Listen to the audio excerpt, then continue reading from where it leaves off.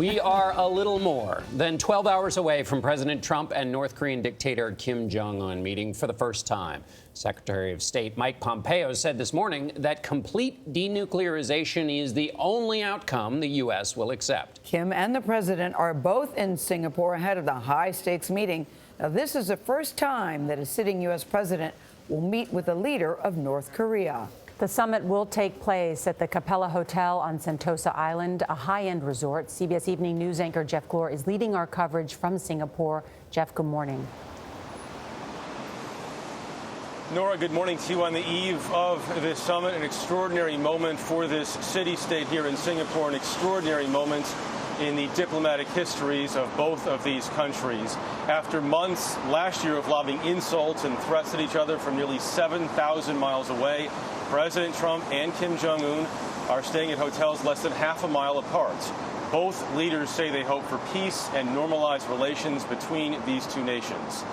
Major Garrett is here with us now on the Trump administration's plans for the summit. Major, you just left a briefing with the Secretary of State. Yeah, we'll get to that in a minute, Jeff. Good morning, everyone. The summit will begin, as we might all expect, with a handshake, talk about a photo op, and then possibly as many as 2 hours of direct conversations. President Trump, Kim Jong Un, only their translators present.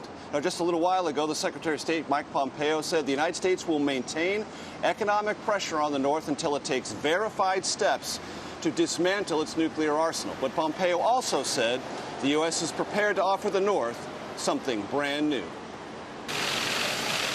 As cameras frantically and noisily captured this relatively mundane moment, thank you very much. President Trump stood with his Singapore host, Prime Minister Lee Hsien Loong, and sounded upbeat about the coming main event, the historic summit with North Korean dictator Kim Jong Un. You're my friend, and we've got a very interesting meeting, in particular tomorrow, and I think things can work out very nicely. After the working lunch, Mr. Trump was presented with a birthday cake in advance of his 72nd birthday on Thursday.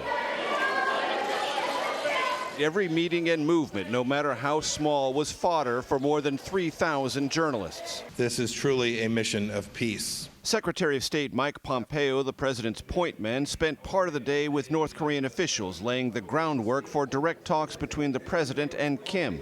Pompeo said the U.S. was prepared to offer new security guarantees to the North, but offered no specifics. Under the umbrella of security assurances, would that include removing U.S. forces now in South Korea?